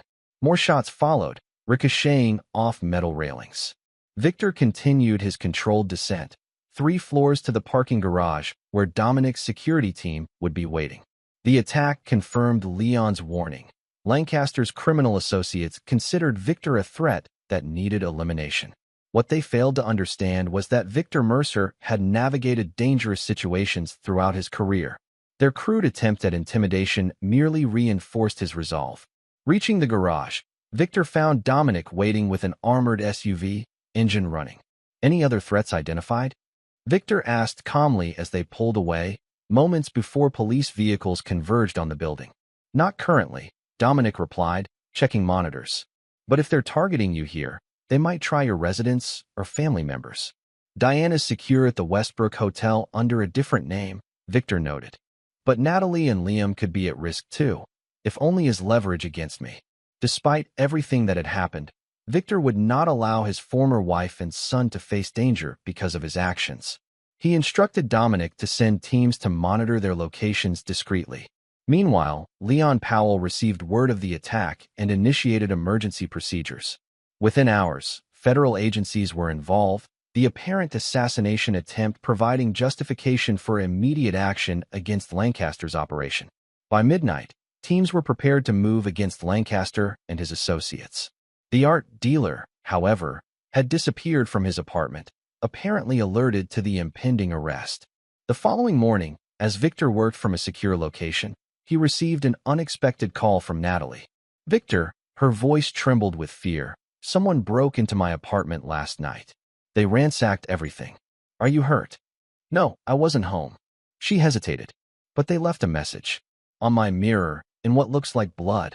Where is it? Victor processed this development. They're looking for something they believe Lancaster gave you. What? I don't have anything. Evidence, perhaps. Documentation of their operation that Lancaster might have kept as insurance. Victor considered the possibilities. Has Lancaster contacted you recently? Not since the court ruling, Natalie admitted. He's been avoiding my calls. Because he's planning to disappear, Victor informed her. One-way ticket to Monaco, purchased 3 days ago. The silence on the line suggested this was news to Natalie. He's leaving? Without telling me. He used you, Natalie. Just like he used other women before you. But this time, there were criminal enterprises involved that you weren't aware of. Another pause. How do you know this? The district attorney's office has been investigating Lancaster for money laundering. Last night, his associates tried to kill me at my office. Oh my God, Natalie whispered. Victor, I swear I didn't know about any criminal activities. The gallery, our relationship, I thought it was real. It doesn't matter now, Victor replied dispassionately. Where's Liam? At his apartment, I think. Victor, if these people are dangerous. I've sent security to watch his building, Victor interrupted. Stay where you are. Someone will contact you shortly with instructions for temporary safe housing. Despite everything Natalie had done, Victor would not leave her vulnerable to criminal violence. The same applied to Liam. Family betrayal would be handled through legal channels. Protecting them from external threats was a separate matter. As federal and local authorities launched coordinated raids on Lancaster's gallery and associated businesses, Victor focused on locating the art dealer himself. If Lancaster had evidence that could implicate Salvatore or other criminal figures, he represented a critical vulnerability in the operation, one that dangerous people would be desperate to eliminate. By afternoon, an unexpected break arrived through Diana, who called her father with crucial information. Liam just contacted me, she reported. He's panicking. Says Perry gave him a flash drive for safekeeping last week, and now some men are looking for it. Where is he now? Victor asked, hiding at a friend's place. He thinks Perry might be at the gallery's storage facility, said something about contingency plans. Victor immediately relayed this information to Leon, who redirected resources to the storage facility on the outskirts of the city. Simultaneously, Victor dispatched Dominic to retrieve Liam and secure the flash drive. The endgame was unfolding rapidly now, with Lancaster's criminal connections exposed and authorities closing in. What remained unclear was whether Lancaster would be captured or silenced. First, Victor himself headed to the storage facility, arriving moments after the police established a perimeter. Leon met him at the command post. Lancaster's inside, Leon confirmed. Security cameras showed him entering 2 hours ago. No signs of anyone else, but we're proceeding with caution. He's desperate, Victor observed, which makes him dangerous. We've offered negotiation, but he's not responding, Leon added. SWAT is preparing to breach if necessary. As they discussed options, Victor's phone rang, an unknown number. He answered cautiously. Mercer. Perry Lancaster's voice sounded strained. I know you're out there with the police. It's over, Lancaster, Victor replied evenly. The operation is exposed. Salvatore's people are being rounded up across 3 states. A bitter laugh. You have no idea what you've stumbled into. This goes beyond Salvatore. Then enlighten me. I want immunity, Lancaster demanded, and witness protection, in exchange for everything I know and all the evidence I've collected. That's not my decision to make, Victor noted. But your friend the DA will listen to you, Lancaster countered. I have documentation implicating people you couldn't imagine, judges, politicians, business leaders involved in antiquities trafficking, money laundering, worse. Victor considered this. If your information is that valuable, why were you planning to flee to Monaco? Insurance, Lancaster admitted. Leverage to keep them from coming after me. But now that everything's falling apart, Victor handed the phone to Leon, who took over negotiations. After tense minutes, an agreement was reached. Lancaster would surrender and turn over his evidence in exchange for consideration in charging and placement in witness protection. As SWAT officers prepared to escort Lancaster from the building, shots echoed from within the storage facility. By the time teams breached the location, they found Lancaster wounded but alive, apparently the target of a sniper positioned in a building across the street. The shooter escaped, but Lancaster survived, his testimony and evidence secure.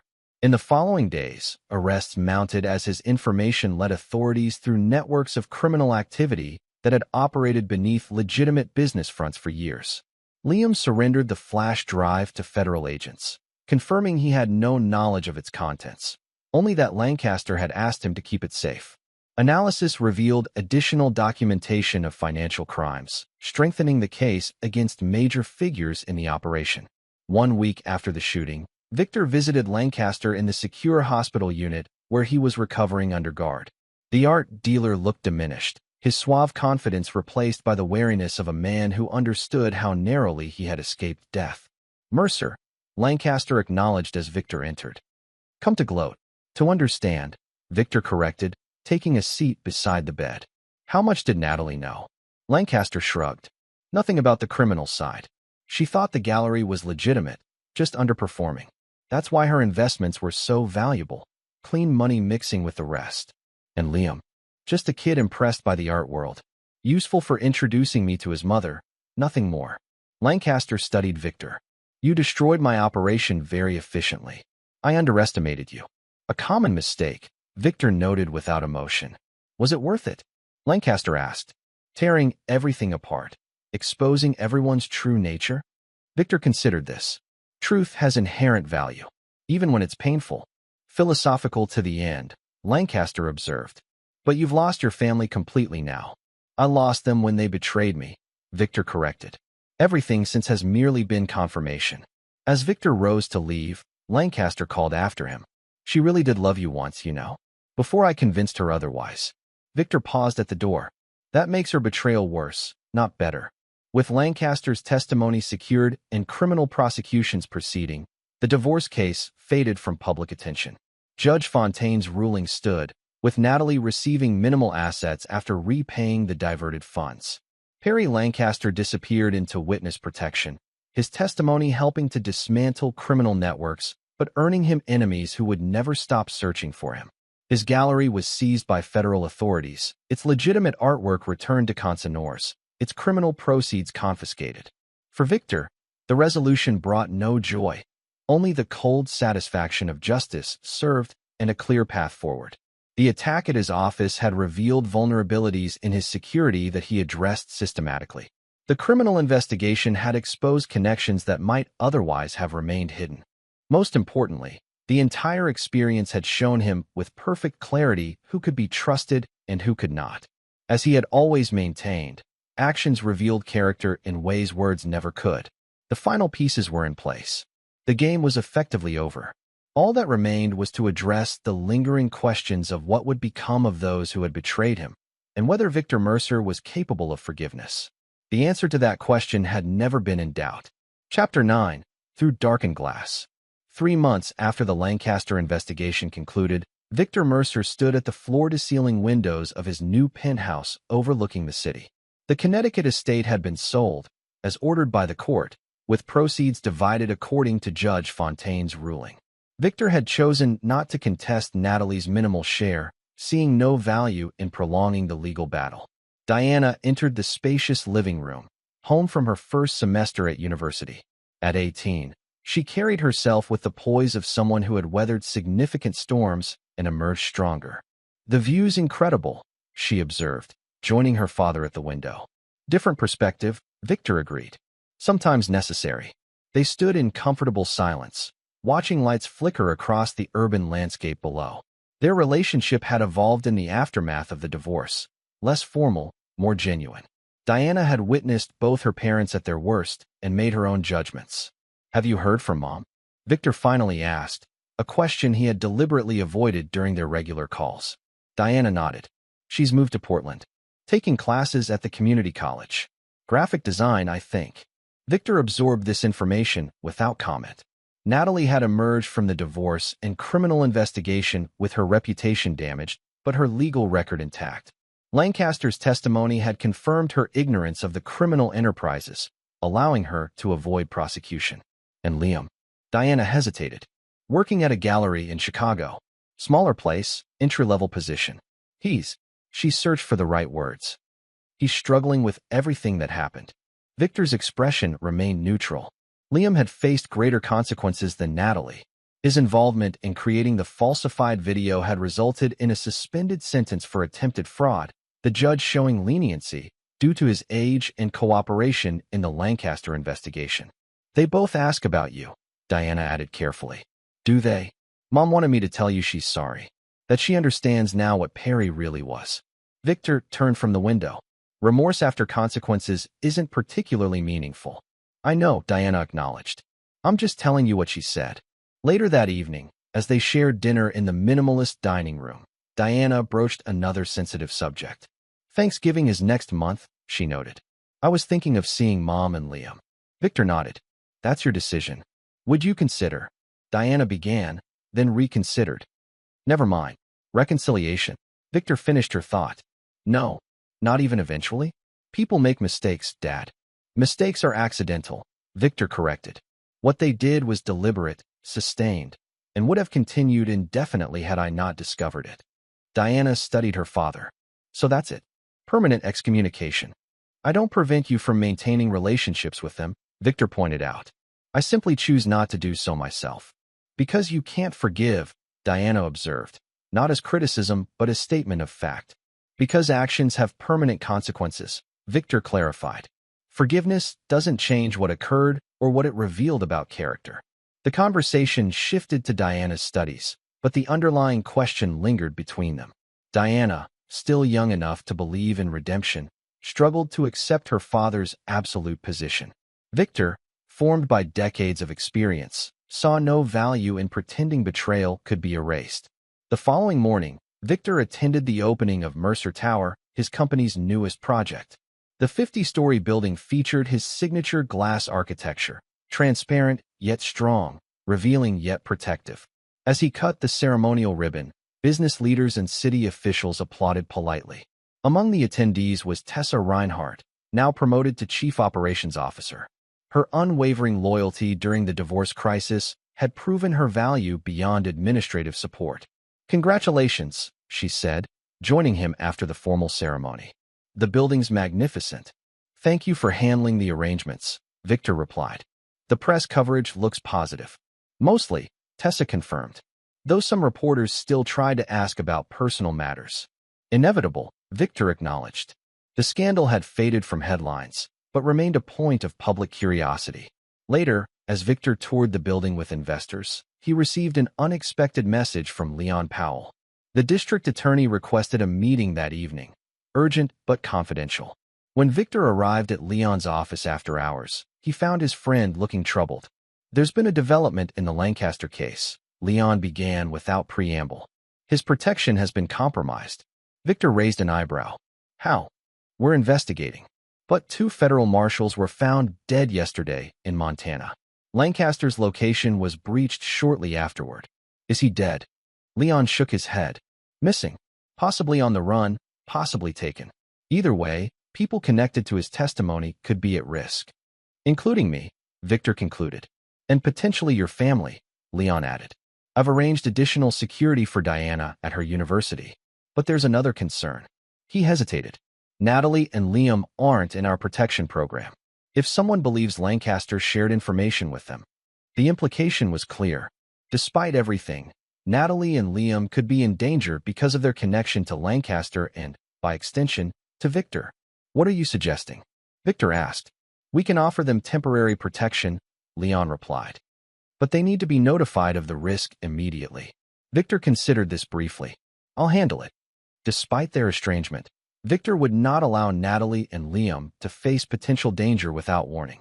After leaving Leon's office, he instructed Dominic Varga to dispatch security teams to Portland and Chicago immediately.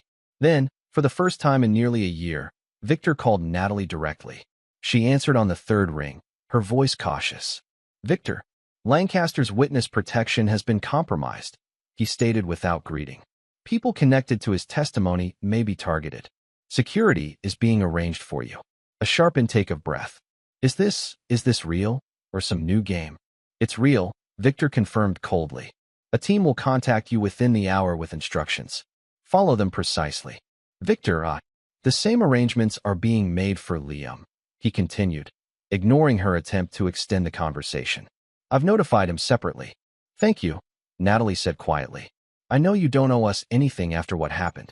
Victor's response was precise. "This isn't about what I owe. It's about ensuring no one else becomes collateral damage in a situation I helped create."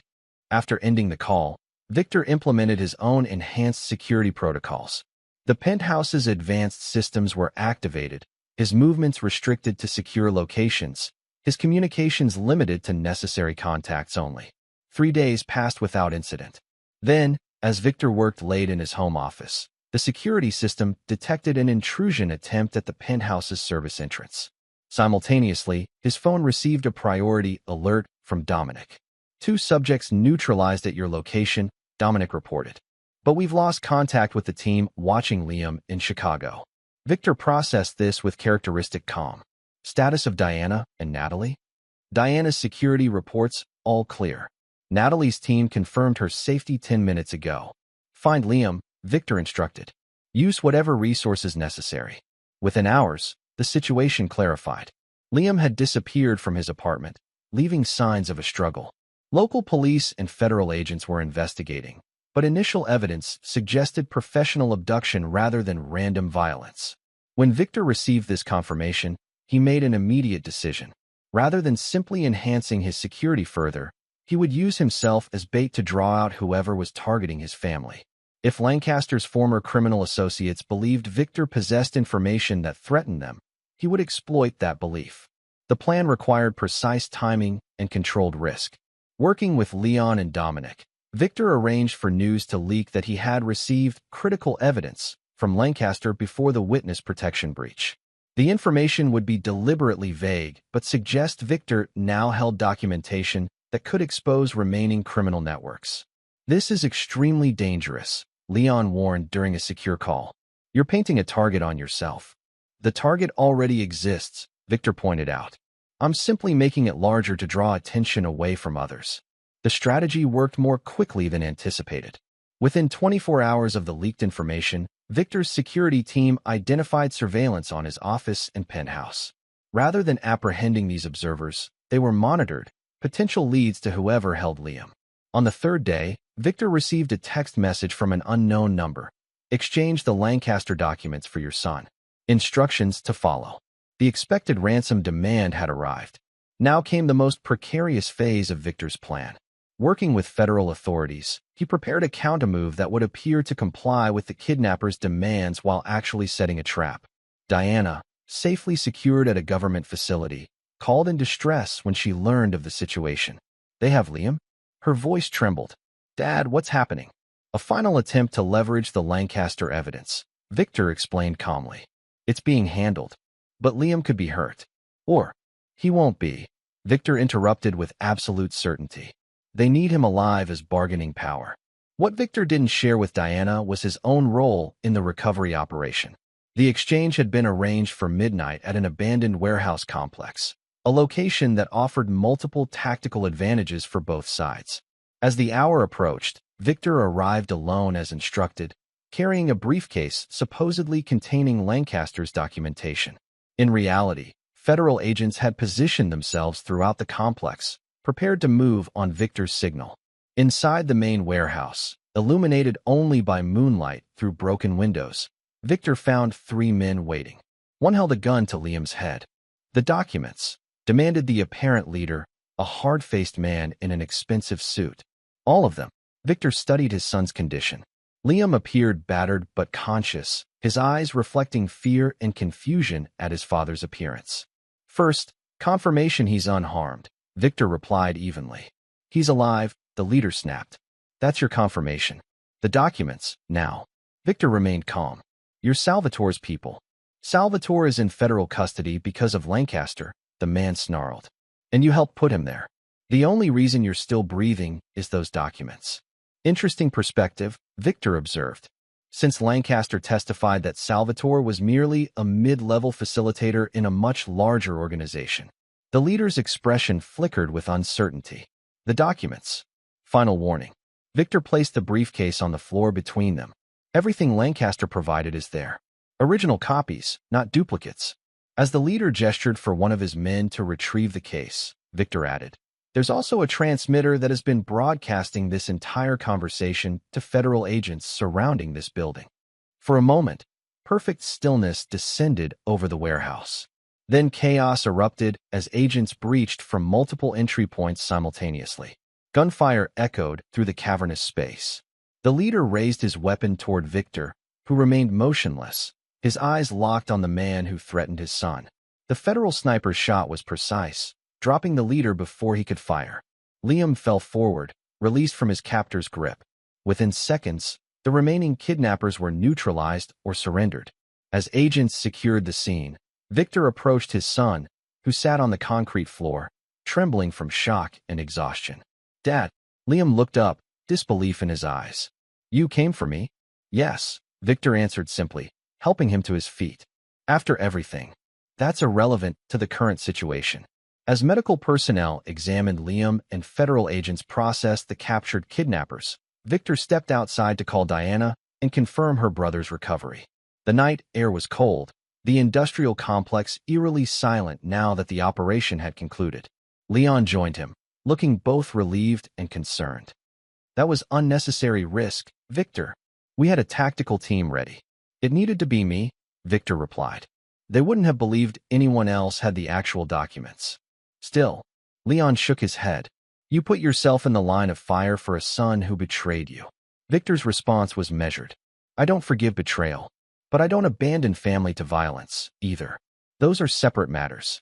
2 days later, with the immediate threat neutralized and Lancaster recaptured by federal marshals, Victor sat across from Liam in a secure hospital room. His son's physical injuries were minor, but the psychological impact of the abduction remained evident in his haunted expression. "The doctors say you can be released tomorrow," Victor noted. Liam nodded. "They told me you arranged for a security detail to continue once I'm out." "Precautionary," Victor confirmed, "until all Lancaster's former associates are accounted for." An uncomfortable silence stretched between them before Liam finally spoke again. "Why did you do it?" Come yourself instead of just sending the FBI. Victor considered his answer carefully. Because despite everything that's happened, you're still my son. That fact doesn't change, even when trust is broken. Liam's eyes brightened with hope. Does that mean? It means I wouldn't leave you to be killed, Victor interrupted coldly. Nothing more. The hope in Liam's face crumbled. I know what I did was wrong. I've had a lot of time to think about it, especially these past few days. Reflection during a crisis rarely leads to genuine change, Victor observed dispassionately. Dad, please. Liam leaned forward, desperation edging into his voice. I was manipulated by Perry, by the situation. I made terrible choices. Yes, you did. But people deserve second chances. Even Mom sees now how wrong we were.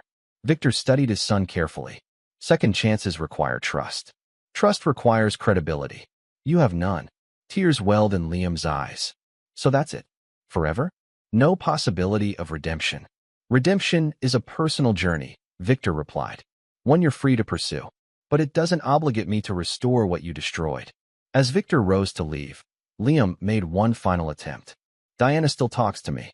She believes people can change. Diana is young, Victor noted. She still believes in many things that experience will eventually disprove. He paused at the door. The security detail will remain in place until the threat is completely neutralized. After that, your life is your own to rebuild, separately from mine. 1 week later, Victor stood in his office reviewing the final reports on the Lancaster case. The art dealer had been recaptured and placed in maximum security protection. His testimony had led to additional arrests, including senior figures in the criminal network that had employed Salvatore. The threat to Victor's family had been effectively neutralized. Tessa entered with news about the company's latest acquisition, a promising technology firm that would expand Mercer Construction's capabilities into smart building systems. The board unanimously approved, she reported. We can finalize the purchase next week. Victor nodded approvingly. And the restructuring of the executive team? Complete. The new organizational chart emphasizes the innovations you outlined. As they discussed business matters, Diana arrived for their scheduled lunch. At Victor's nod, Tessa excused herself, leaving father and daughter alone. How was your flight? Victor asked as they walked toward the elevator. Fine, Diana replied, her expression suggesting she had more significant matters on her mind. I spoke with Liam yesterday. Victor said nothing, waiting for her to continue. He started therapy, she added, trying to understand why he made the choices he did.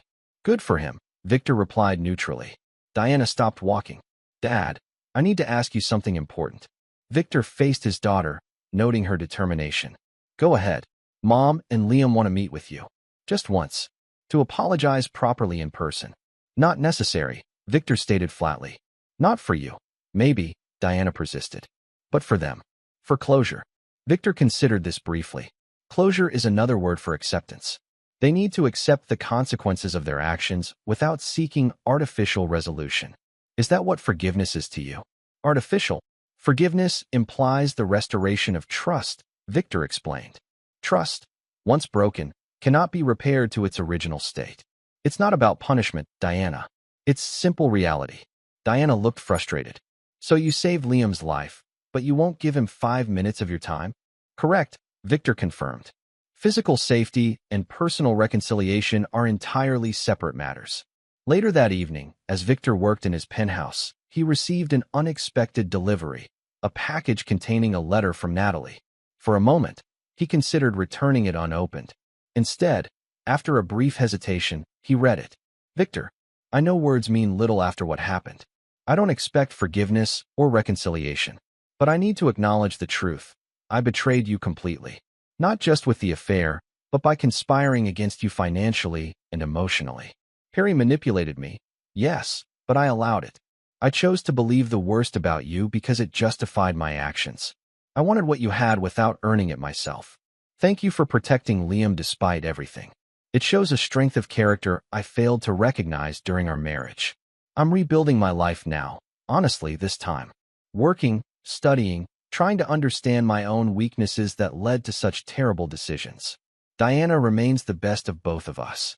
Please continue to be the father she deserves. Natalie. Victor read the letter twice, his expression unchanging. Then he placed it in his office shredder, watching as the pages were reduced to strips.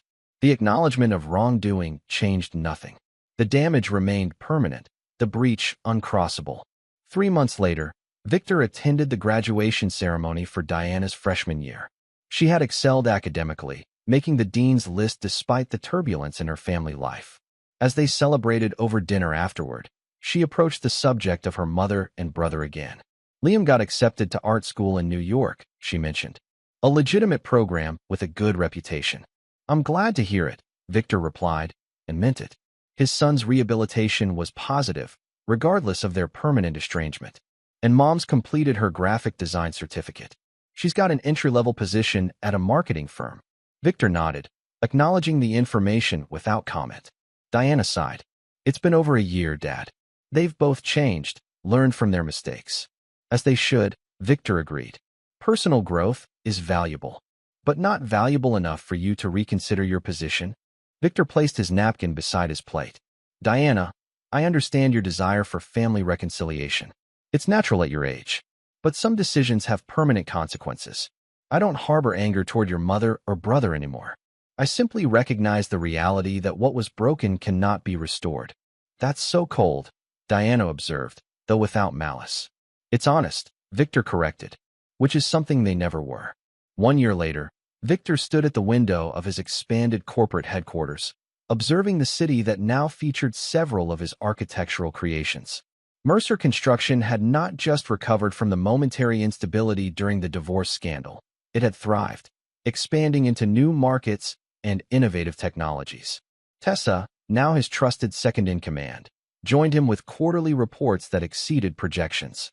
Their professional relationship had deepened into a partnership built on mutual respect and absolute honesty, qualities Victor now valued above all else. The London project has been approved, she noted. Construction begins next month. Good. And the sustainability initiative? Ahead of schedule. The press coverage has been overwhelmingly positive. As they discussed the company's future, Victor reflected on how thoroughly he had rebuilt his life after the betrayal. The pain had long since transmuted into something harder, more permanent, a clarity about human nature that informed every decision, every relationship. Diana had maintained contact with both Natalie and Liam, a choice Victor neither encouraged nor discouraged. She occasionally shared news of their lives, Liam's progress in art school, Natalie's promotion at her firm. Victor acknowledged such updates without emotion, viewing his former family members as characters in a story that had concluded for him. When Diana graduated from university with honors 2 years later, Victor attended the ceremony with pride. She had grown into an impressive young woman, intelligent, resilient, and perceptive. As they walked across campus afterward, she made one final attempt at reconciliation.